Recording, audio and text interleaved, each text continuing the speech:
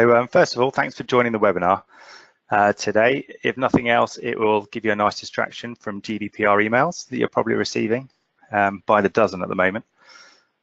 So my assumption today is that if you are here, then you've either previously battled or are currently battling with achieving CDISC compliance, either on the implementation side or on the kind of oversight and checking side.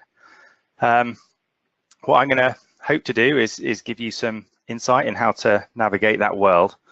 And we've got quite a lot of ground to cover in a relatively short period of time. So buckle up and we'll get straight into it. So first things first, CDISC is a pretty complicated world. I'm sure you know that. There's lots of documents, there's lots of noise, there's lots of links, there's lots of websites. You know, I've just put a few here that have popped up. It's very difficult from a standing start to try and drill into that and kind of know where to look when you're looking for certain information. So that's what this webinar is going to hopefully do for you today, give you a few tips on how to find the relevant information that you need. So what can you hope to learn from today's webinar? Well, by the end of the webinar, I'm hoping your brain will look something like this. You know, you'll be a CDISC machine and you'll know everything about, you know, what you need to know about the CDISC world. Well, in actual fact, what we're going to look into in detail, and probably what you will take from it, is what documents and standards you need to use, where to start, where to find this information in the first place, how to ensure that compliance needs are met, where to go if you need help in finding the answers that you need, and you know, some top tips as well for implementation and oversight.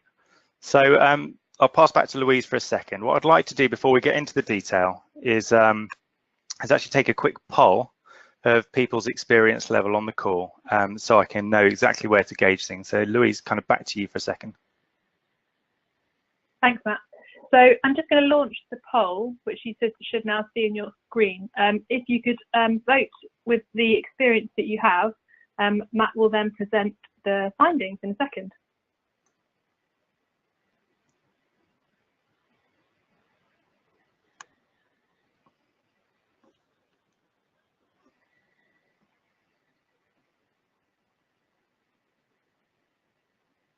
Okay, we're 85% voted. Okay, I think let's just see the results then, Louise.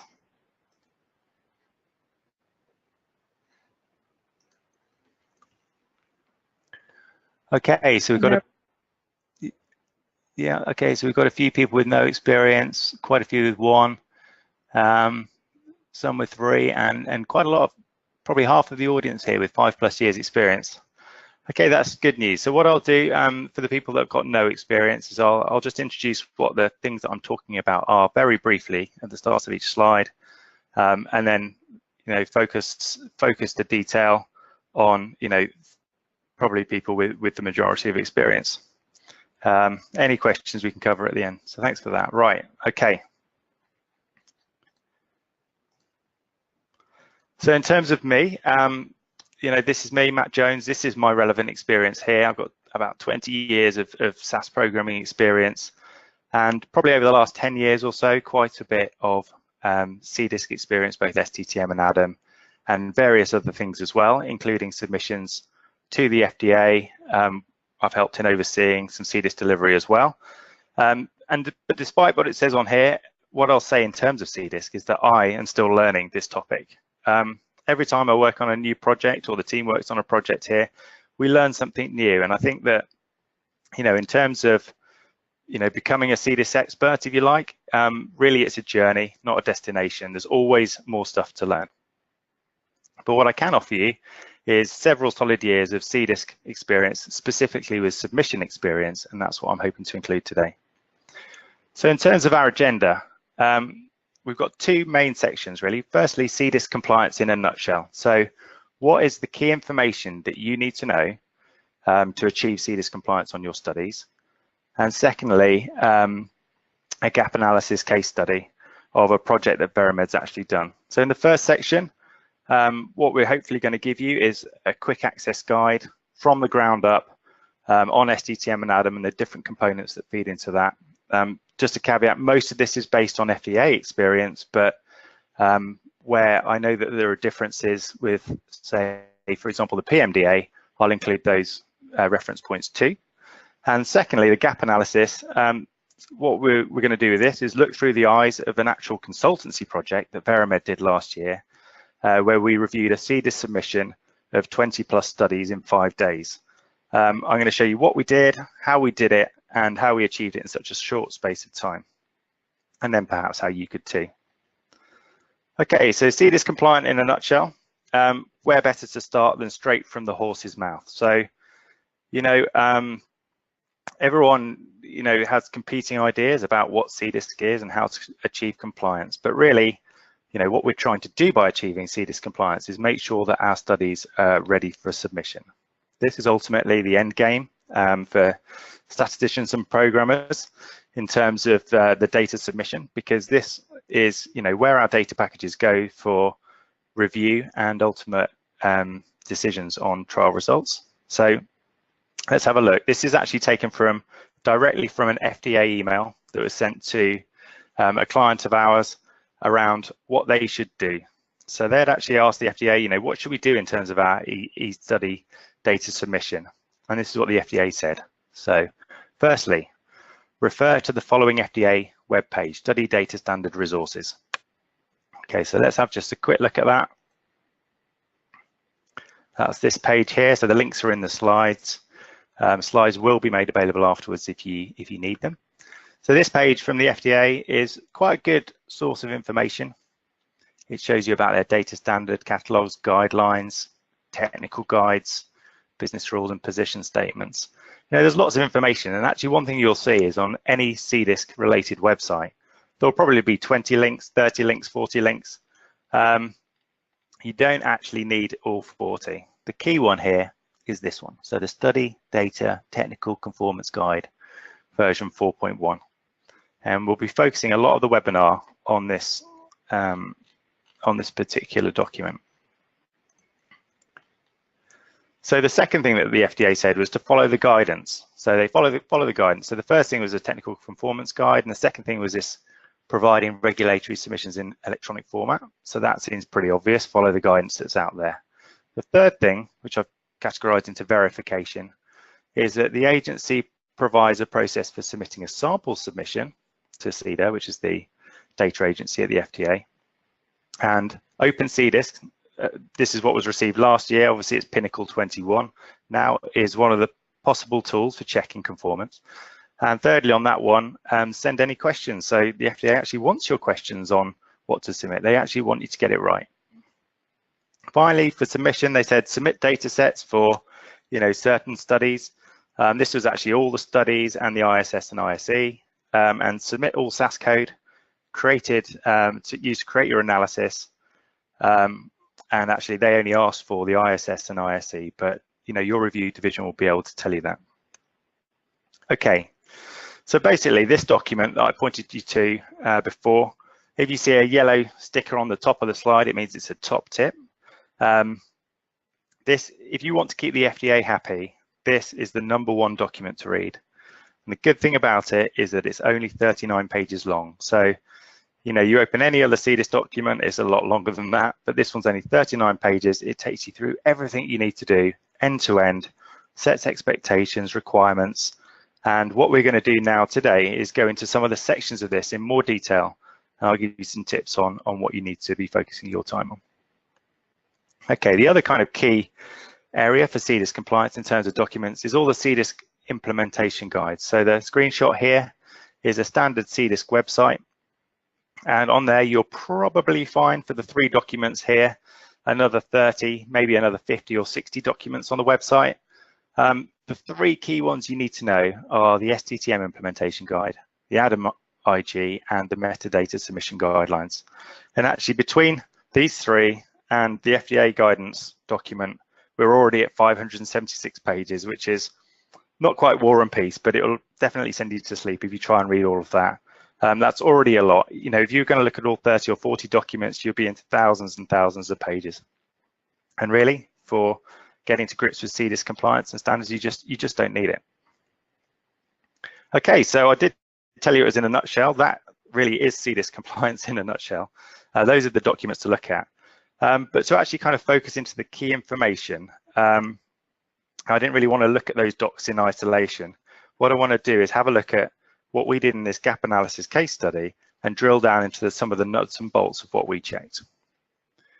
So the project that we had, that was, Veramed was brought in to do, was there was a company that was making a first NDA submission. They had a package of over 20 studies, lots of vendors. They had some CDISC knowledge in-house, but not a huge amount. They didn't know really what they didn't know. So they had unknown unknowns. Again, they didn't really know what the exact submission requirements were because of all the noise out there and all the documents. And what they wanted was some reassurance to know that what they got was right, and clearly also to do some due diligence and be able to demonstrate that they were performing good quality oversight. So in terms of what we did, we had a target timeline of 5 days, which is a very aggressive timeline. Of course, you can't look at everything in that time. As we said, there were 20 studies. If you look at 20 studies, that's probably about 1,200 data sets, including SDTMs and ADAMs. It's 30 to 40 defined files plus 30 to 40 reviewers guides. It's just far too much. You couldn't do it in 5 days. You probably couldn't do it in 50 days, to be honest. So what we did was adopt a risk-based approach to focus in on the key areas. And what I want to show you, that if you know where to look and you know what you're looking for, this is actually possible. So what did we do? We had a Q&A, 60 targeted questions to start to tease out some of the key information, some of the things that might have issues. Then we did a high-level kind of audit of what was going into the submission, a drill down into the key areas of concern, and then summarize that in a full document. Okay, so here's what we're going to go through today. We'll use this as a kind of progress check. So we'll look at the planning stage, we'll look at the implementation stage, we'll look at the validation stage, we'll look at the submission stage, and then see what the outcomes were of the overall gap analysis and submission. Okay, so into the planning phase then. This is ultimately what a CDISC submission package looks like. On the right there, you've got a folder structure for, say, module 5 for submission. So this is the kind of folder structure where all of the SDTM and ADAM data sets will go when the data gets sent off to the drug agency. On the left-hand side, obviously, we've got all of the collected data, but that gets then put through CDISC standards and has control terminology applied, and quite a bit of SAS programming as well, most likely. And what you end up with is these 2 CRT packages. So CRT, case report tabulation packages, this is ultimately our deliverable. From our departments, this is what we're sending in, and this is what our data will be judged on. So what's in there? So from the SDTM side, you've got XBT files. So these are SAS transport files of your data sets. You've got a define.xml. That is essentially a data dictionary. We'll drill into that in a bit more detail in a future slide. We've got a reviewer's guide for the SDTMs, and we've got an annotated CRF. I'm presuming that most of you know what that is. On the ADAM side, we've got a similar package with a couple of slight differences. We've got a define.xml as well for ADAMs. We've got a reviewer's guide, that second item. We've got analysis results metadata. This can be a PDF or an XML in Define 2, but it's another deliverable that sits alongside the ADAM data sets. And then we've got SAS programs as well. So this is just the text versions of the SAS programs that need to go into this package.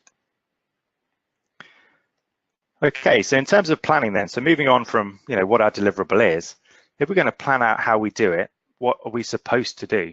So when there's a grey box on these slides, that actually means that this is taken straight from the FDA conformance guide. Here it says the study data standardization plan is something that should be included by sponsors describing the submission of standardized study data to the FDA. So what is this? Well, our friends at Fuse, there's a link there below, have produced a template for this. Essentially what it is, it's a list of all studies, standards, versions of SDTM Adam, that you're planning, any exceptions, any discussions that you've had with the FDA over, what versions should be included and whether conversions of legacy studies should be included or not. So this is what you're supposed to do. If you haven't seen one of these before, I wouldn't be surprised. I haven't seen many of these either. Most sponsors that we work with, haven't really done these on historical submissions. They're starting to come through a bit more now. But yeah, in this gap analysis, sure enough, there wasn't one of these and it hadn't been discussed with the FDA. So what did we do, and what could you do if you were in this position looking over a drug submission program in terms of deciding what you needed to do for this element if it hadn't already been done? Well, what we did is we just did a very simple approach. We created an Excel spreadsheet.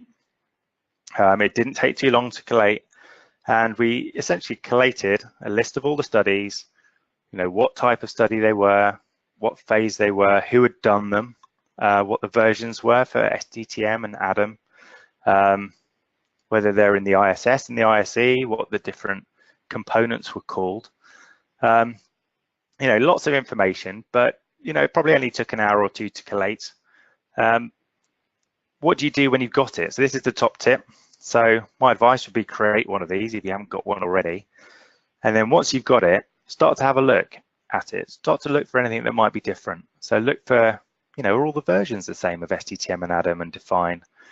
What version of Pinnacle 21's been used?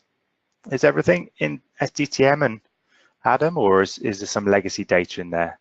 And for the standardized data, so the SDTM and the ADAM data sets, are all the expected artifacts there? So the trial design domains, reviewers guides, defines, is everything there that we would expect? It doesn't necessarily mean that something's wrong, but it gives you somewhere else to look and something else to look into a little bit further. So just going back to the original table we had, you can see here, well, this was one study that was done in a different SDTM version. Not sure why. Oh, and the Define version was different.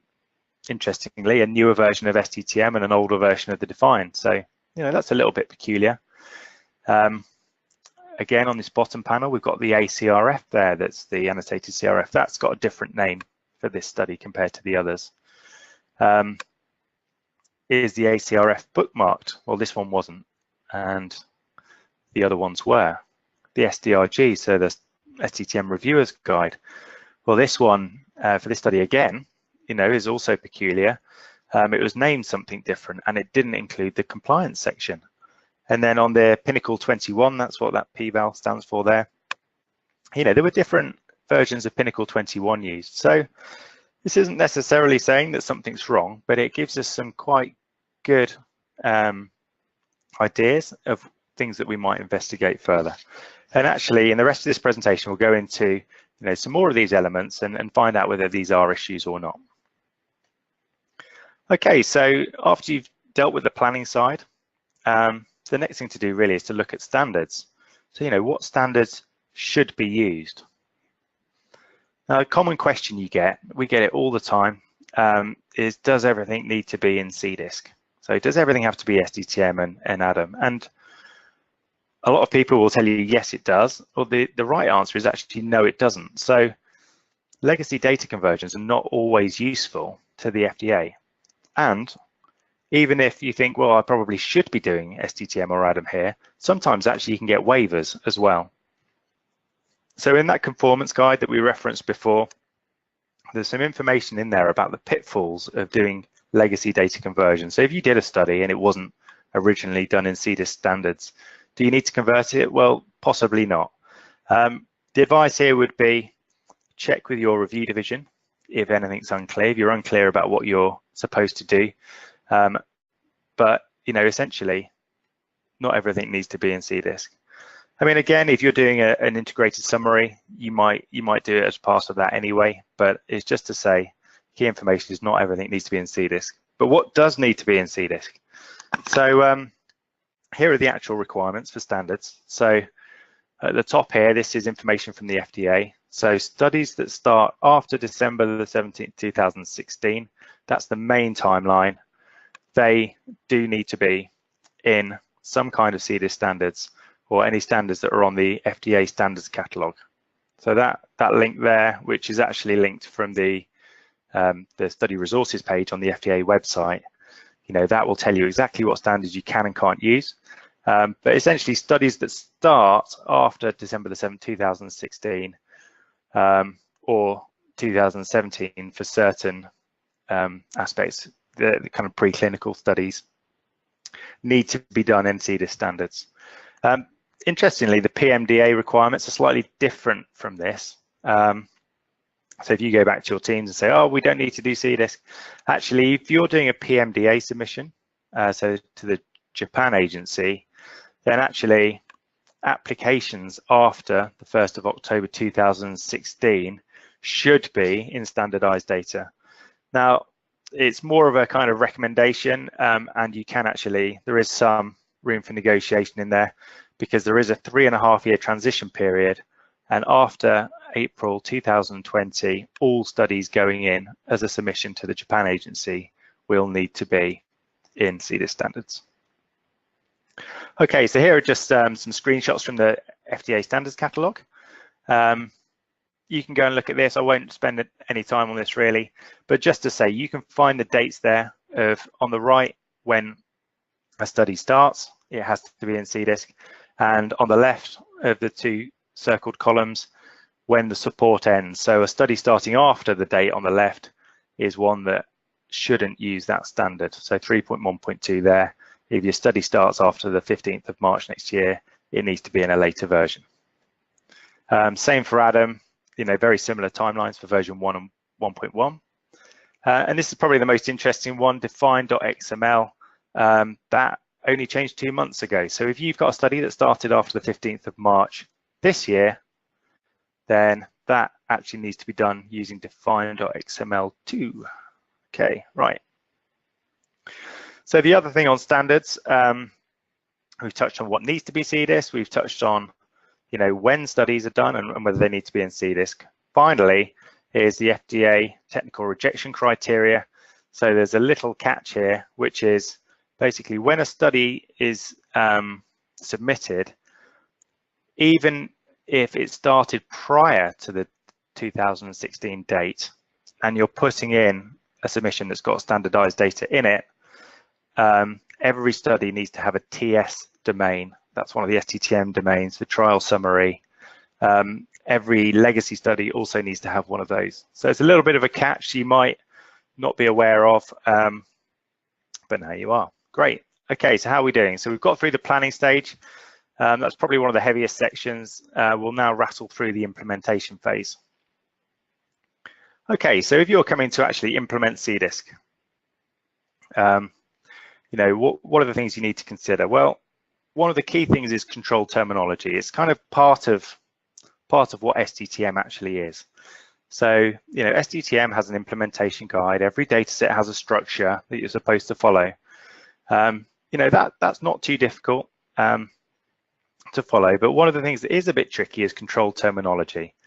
So what the FDA say in the grey box is they say that you should use control terminology from the NCI, which is the National Cancer Institute, who publish the terminology lists. And if you look at the excerpt at the bottom, you can see that that CM root variable has a code list attached, which is root in brackets.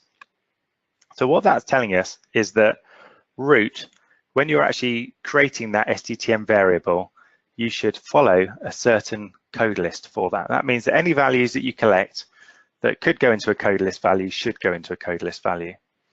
A kind of word on code list can be extensible. So root is an extensible code list. That means that if you've got collected values that don't fit into the code list, then you can actually add them into the data set. That's fine.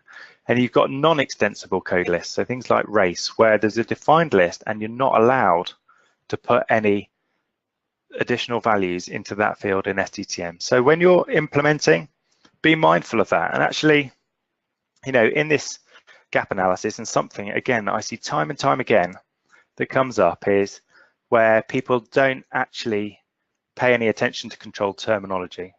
So, and it's a bit of an afterthought. So the top tip here is that make sure that controlled terminology is applied proactively where it can be. How can you tell whether you're doing this or not? Well, you can see that there's that line in the middle. It's green and yellow. That's actually a line that's taken out of a Pinnacle 21 report. That's the validation tool. We'll get onto that in a minute. But the CT2002 is the check to say that something in your list doesn't match something in the code list. So something in your data doesn't match the code list. And it's saying here, CM root value not found in the extensible code list. And it gives you a warning for that one.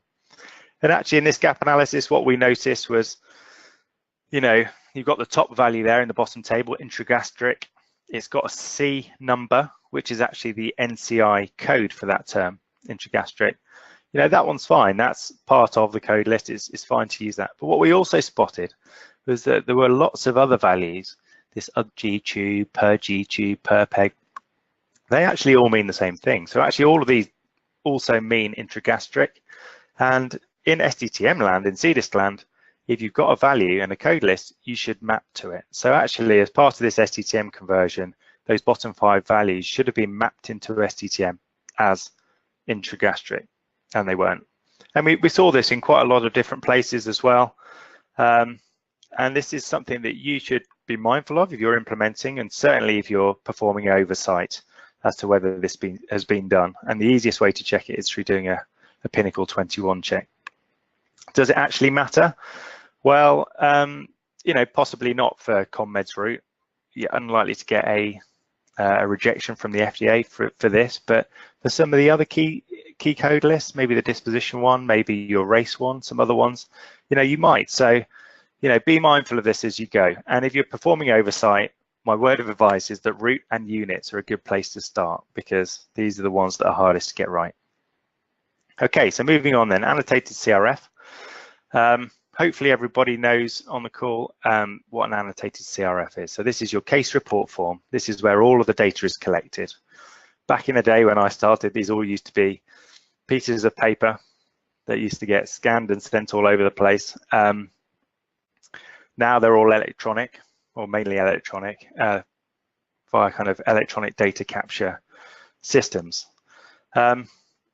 Ultimately, what you need as part of your submission is an annotated CRF, and this is one. So where you've got the pages printed out and you've got annotations on there to say what the SDTM variables are. So where the things map to in SDTM. So here's just an example of an informed consent one. So in terms of what you need to do in terms of implementation and checking, well, on the implementation side, there's some very good guidelines out there. They're not too heavy via this link here. So you follow those guidelines, it says what you should do. If you're in a position where you're checking this kind of information, here's a quick checklist. So, you know, firstly, the file should be named acrf.pdf for submission. It says that in the conformance guide. We saw on our table earlier on that some of them were different to that, like blank crf.pdf. You know, this is the naming convention that's specified by the FDA that should be used. ACRF should be bookmarked by topic and time point. This is called dual bookmarking. If you hear people talk about that, that looks something like the panel on the right there, where you've got 2 sets of bookmarks, one for visits, one for topics. You know, relatively straightforward to put in if you know what you're doing, but you know, that's quite a common thing, is that gets missed out on studies that I look at. Another word of advice is if data is collected but not submitted, it should be annotated as not submitted. And actually, you should, and very few people do, include the reason in the implementation guide for why that's not being submitted. And finally, annotations should be clear, searchable, colored by domain. So if you've got more than one domain, on the last example we just had DS, but if you had DS and, you know, some other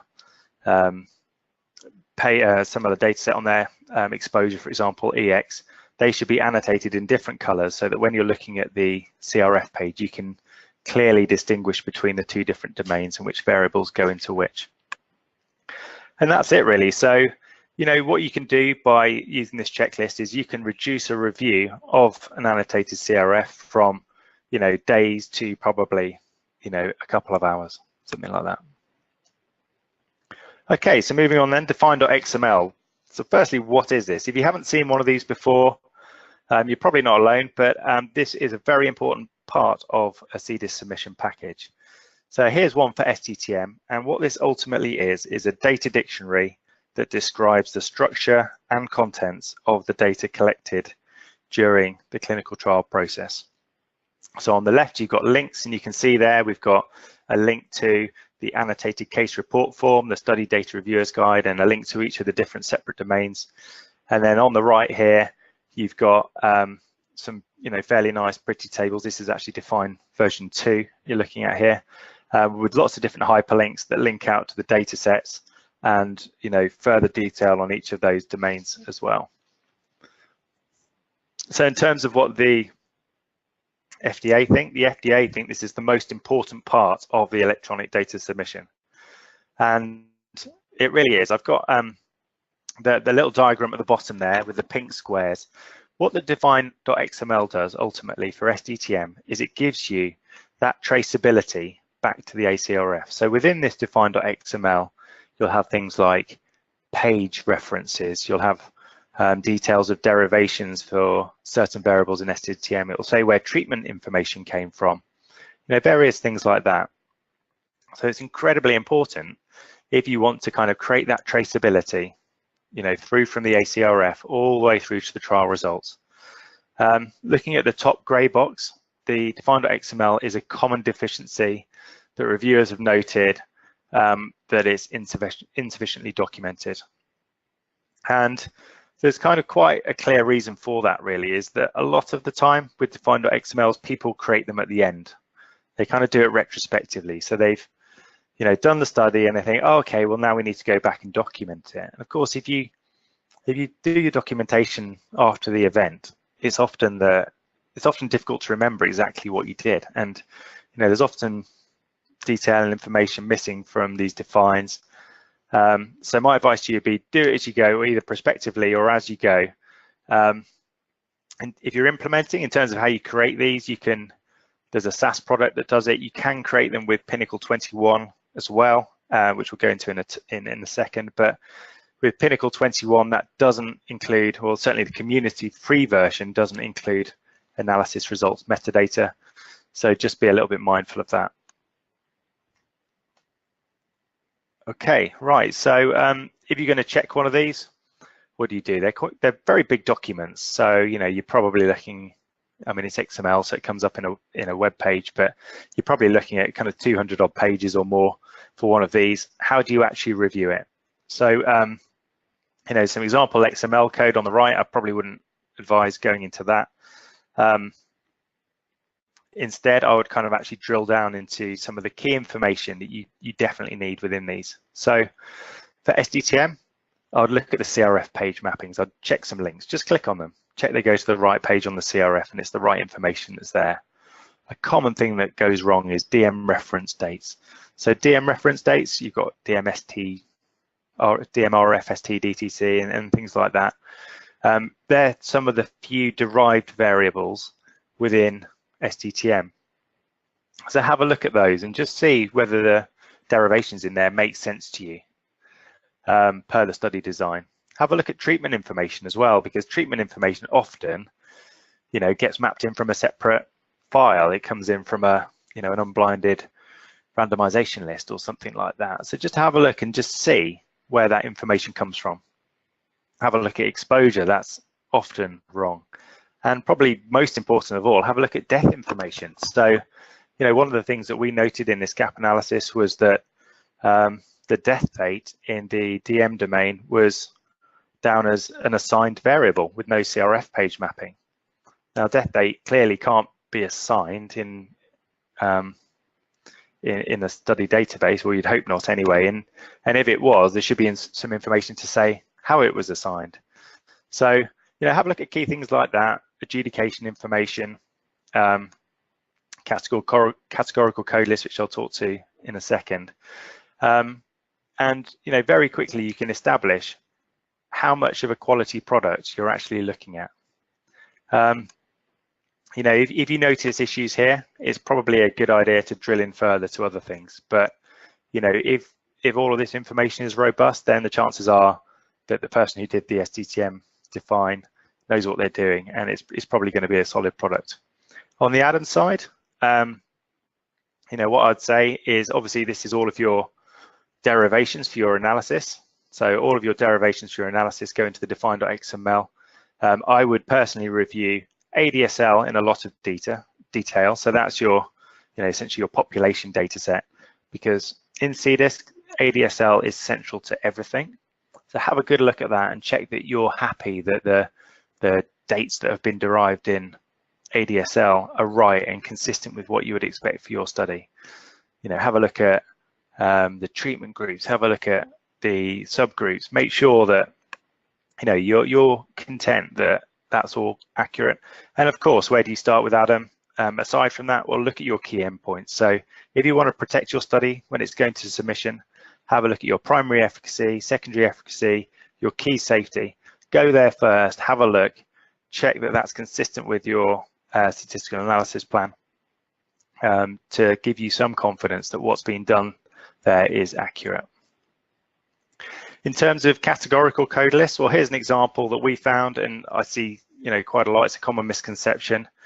When people are putting together define.xmls post hoc, they tend to match the define.xml to the data. So you can see here on this CRF page that we've got outcome for AE, adverse events, pretty standard, resolved with SQL AE, not resolved, and fatal. But actually in the define file in the code list, we've got only 3 of the terms, the top 3, and nothing for fatal there. Now the chances are this is because there were no fatal events during the study, and therefore, you know, why include it in the code list at all? You know, do we actually really need it there? Well, actually we do. So if you've got a categorical code list on your CRF, really you should put it in your define as well. And the reason for that is that by removing the fatal code list entry here, you're essentially removing evidence from the package that fatal was an option on the CRF. So when the reviewer is looking at your define file, they'll say, oh, how do I find the fatal events? Well, they wouldn't be able to see from the define file that fatal was an option there. So that's something that, you know, gets missed quite a lot. If you've got categorical code lists on your CRF, make sure they're all represented in your define file. Okay, so we're getting there. It all speeds up from here. So reviewers guides. The tip here is more is more. So, you know, quite often these get seen as a box ticking exercise. You know, well, let's do a reviewer's guide because we need to do that. If you look at the FDA guidance on this, it's quite clear. So for SDTM data sets, at the top it says these will facilitate an FDA's reviewer's use of the submitted data. And for the analysis one, it provides the FDA reviewers with a single point of orientation to the analysis data sets. So they are very important, and, you know, you should do one and it should be, you know, comprehensively filled out. Our friends at Fuse, again, there's lots of useful information on the Fuse website, but there's a couple of links here. You can download the Word templates and start from there. Not too difficult to fill out. So if you're actually in the position where you need to check one for someone else, or even if you just want kind of tips for implementation, probably the best thing to do is to put yourself in the shoes of a reviewer. So, you know, what do I mean by that? If you were using the data, if you were using this guide, this reviewer's guide, would it help you understand what was in that database? The next thing I'd do is jump straight to the compliance section. This is actually at the end of the document, but this actually shows you all of the output from the validation tool, Pinnacle 21. His thing to look for here is, does the programmer have a solid understanding of the issues?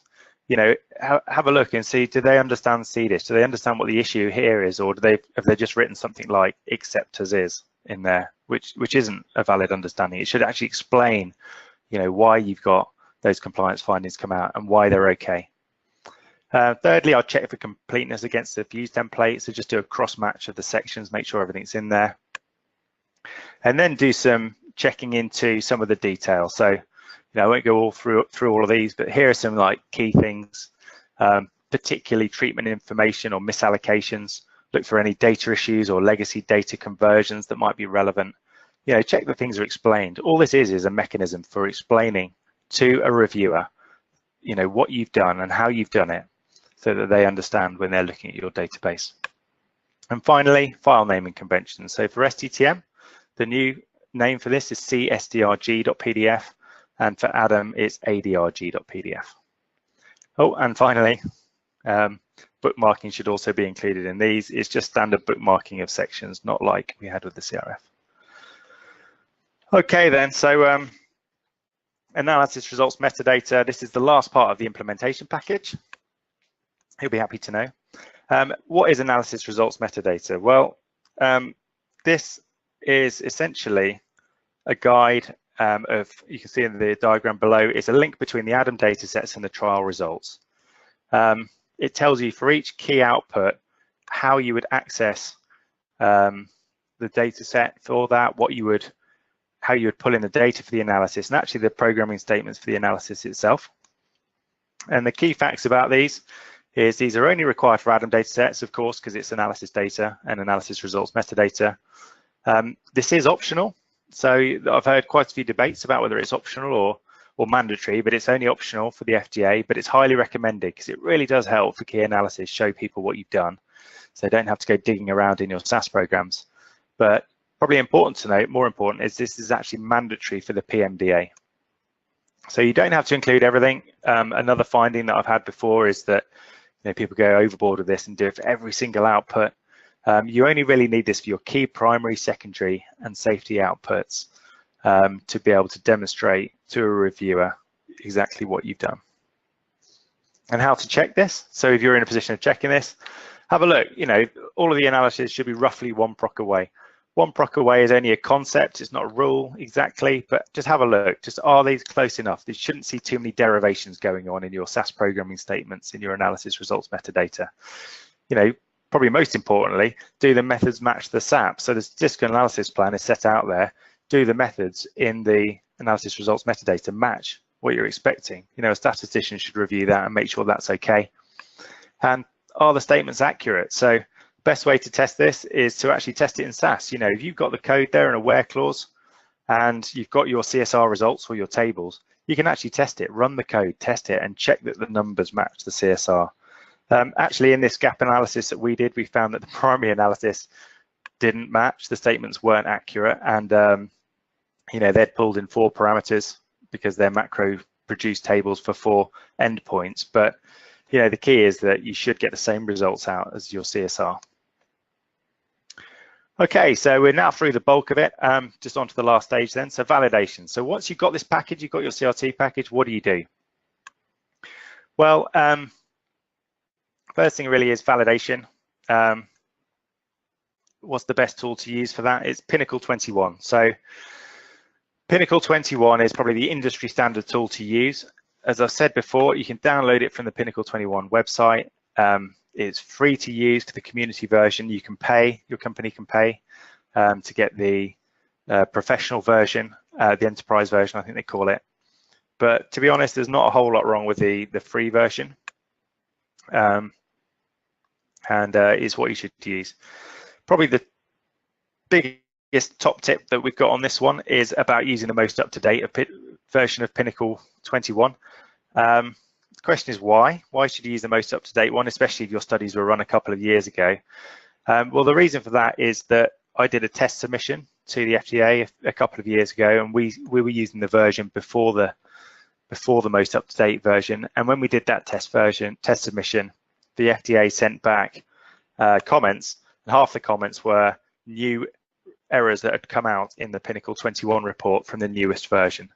So the key is when you're getting ready for your submission, run all your studies through Pinnacle 21, the most up-to-date version, and make sure there's nothing scary in there. In terms of how to run it, well, there's different modes in Pinnacle 21. It's very simple to use. Kind of another top tip here is when you're running this, you want to run it in 2 modes for each of your different types of data sets. So run it with the SDTM plus define option and run it with define only. A lot of people think that the top one of the 2, the plus define, does the same checks as the define only. It doesn't. The SDTM plus define one, that checks your data sets against the implementation guide, and it also checks your data sets against the define.xml. The define.xml only one is just checking the compliance of the define.xml against its own standard. So a lot of people don't know that. Common misconception, but do both of those and put any conformance things into your reviewer's guide. And finally, just a word to say that there are separate checks for the PMDA. So if you're doing a PMDA submission, then make sure you run those checks as well. It's another mode within the Pinnacle 21 software. Okay, so we've gone through all the implementation. We've kind of gone through the checking as well. When it actually comes to submission, what do you do? So submission-wise, I'm not going to linger here too long. Suffice to say, there's lots of information out there on exactly, you know, what folder structure you should follow for your submission. There's lots of good papers out there. As I said already, there's an option to send a test submission to CDISC as well. You know, they're really happy to work with people. They don't want to be rejecting submissions that get sent in. Everyone thinks, you know, the FDA is a big bad beast, but they're not. You know, they really want to work with companies, and actually doing a test submission helps you de-risk your ultimate submission. So that would be a word of advice there. If you've got time, it's more of an admin task, but put that in and just check that you're on the right track. And another point to note is just SaaS programs. So SaaS programs or software programs, they don't have to be SaaS, should be included in your submission. You know, there's been a lot of debate about whether you should or shouldn't do that in the past. You definitely should. And if you are doing a submission, quick checklist. If you're from a pharma company, make sure that code provision is in your contract with your vendors. I've heard of arguments before where vendors don't want to give up their macros. You know, you should definitely do that.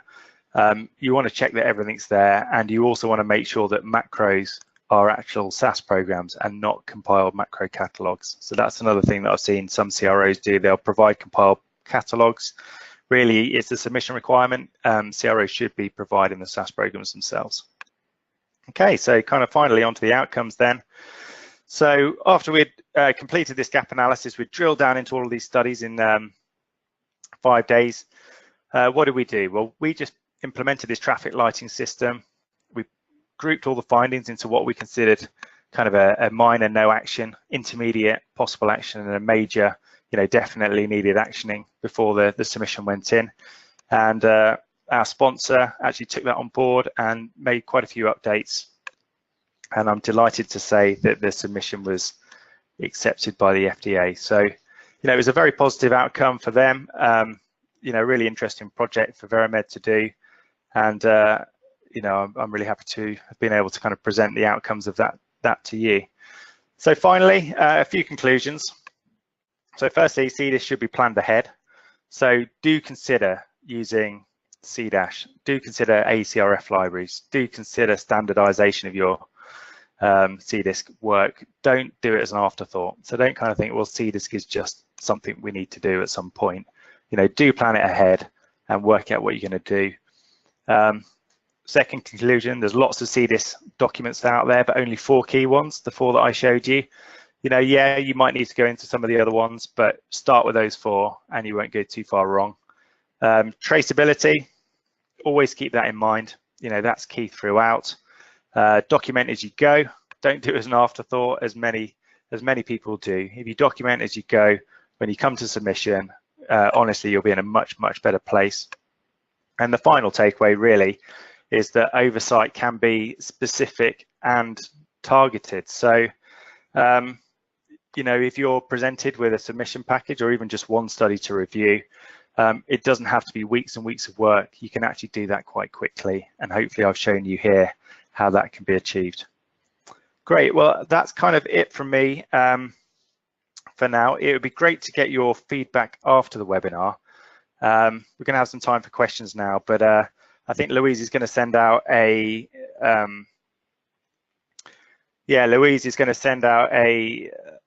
questionnaire after the webinar, and it'd be great to kind of get your feedback on that, on how we've done, and any further information that you might need. So kind of over to you then, Louise. Thanks very much, Matt. Have a glass of water now. Need it. So, as I said in the introduction, if you do have any questions that you'd like me to ask Matt during this next couple of minutes, If you type them into the questions box on your GoToWebinar toolbar, I'll be able to present them to him. Now, we did have 2 questions that some people sent in prior to the webinar, so I'll start with those first if I can. So Matt, the first one, do you have any specific considerations for integrated summaries of safety and efficacy? Yeah, I created a slide on this as well. Yeah, this came in last week. If you're doing an ISS and ISE, CDISC wasn't really designed very well for this purpose. What I would say is consider your pooling strategy up front, and I've seen it done a lot of different ways. I've seen people go straight to ADAM, and that was fine for one submission program.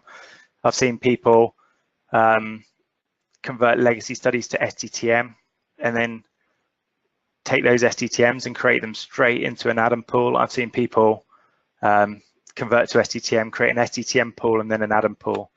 I think there's no kind of real fixed way of doing this. It just has to be the kind of most pragmatic and sensible way possible.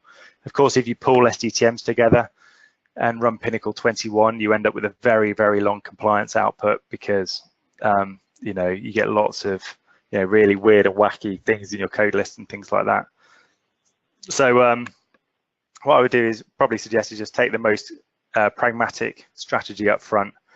And secondly, just try and make life easy for reviewers. So especially through the reviewer's guide, the one that we looked at on this gap analysis that had been done, it kind of sent you searching right back into some of the original study reviewers guides, and it was very, very tricky to navigate. So what I would do is kind of try and make life easy for a reviewer by including quite a lot of information in your reviewer's guide for your ISS or ISE about exactly what you've done.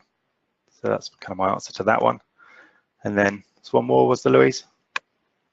Yeah, so the second one was, our standards are often described as woolly. Do you have any recommendations for how to address this? Yeah, so this was just a question about consistency on standards. So, this is a huge topic in its own right. We could probably do a whole webinar on this one as well. If you've got multiple vendors producing SDTMs, they are going to need some guidance. So the implementation guide is not enough on its own.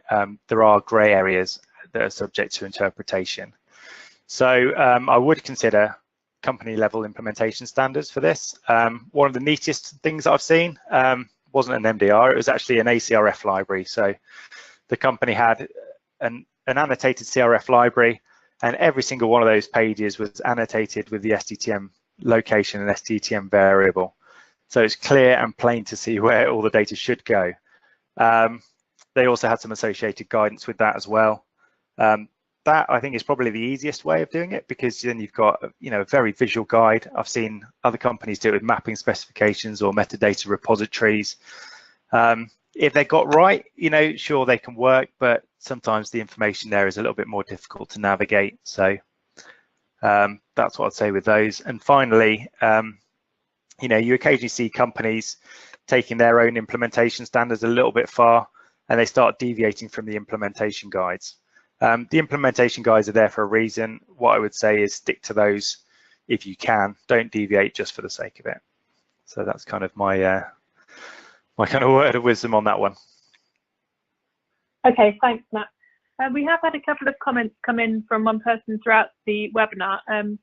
They have also asked a question, which I'm just going to present to you, Matt. Okay. Enterprise does have some useful features, such as new checks being implemented more quickly and frequently. This person thinks that it's optimal to use this version. What are your thoughts on this? Yeah, absolutely. I mean, why not? The functionality within the enterprise version is better. It it gives you some prettier reports. I think certainly if you're working with a sponsor that's got that, or you're happy to have it within your own CRO, I'd say go for it. There are more checks in there. I've seen other sponsors just run with the free version and put in submissions, and they've been absolutely fine too. So yeah, absolutely. If you got the budget for it, go for it. I'd say use it. It does all of the checks and more, I think, than the free version. But yeah, if you haven't, then you know the free version will actually kind of do the majority of what you need. Okay, thanks. I think we've got time for one last question. I'll read it out. I'd be interested to hear your thoughts on how best to conduct a review of a large, complicated submission, and do that with a subset of the project team for project familiarity, or draft in a new team for a fresh pair of eyes. That's a really good question. It probably has to be a combination of both. So kind of shooting from the hip a little bit on this one. I think, you know, for what we did for our gap analysis for this other client, you know, we were essentially those fresh pair of eyes. We hadn't done any of the implementation on any of the studies, and because of that, we could be very, very objective about what was in the submission package, and then drill into that. I think that what we needed, or I needed, when I was on site with the client there, and you know, asking questions, was someone to go through a lot of the questions with. So, you know, I don't think you can do it completely independently. I mean, you can do the checking, some of the checking independently, sure, but you know, often there's reasons why things are as they are, and there are ways around it. So I think, you know, for me, I'd probably say to kind of do an option 3, which is a combined team. I would say largely independent, but I would say definitely with at least 1 or 2 members of the team that actually performed the projects themselves, so that they can provide input where necessary about why things were done certain ways or why there's peculiarities, because then you can use that information, and that can be, you know, retrospectively put into the define or retrospectively put into the reviewers guides, whereas if you're completely independent, you know, you probably won't get those answers quickly enough. Perfect, thank you very much. So I think that brings us to the end of our hour, Matt. Thanks very much for your time, everybody. There will be a post-webinar survey popping up on your screen as you finish the webinar, and it will also be coming into your inbox within the next couple of hours. And so if you could fill out that form, that would be much appreciated, so we can keep these sessions relevant to you. Without any further ado, I'll leave you to the rest of your afternoon. Matt, thank you very much. Thank you everyone for attending. It's been a pleasure. Thanks.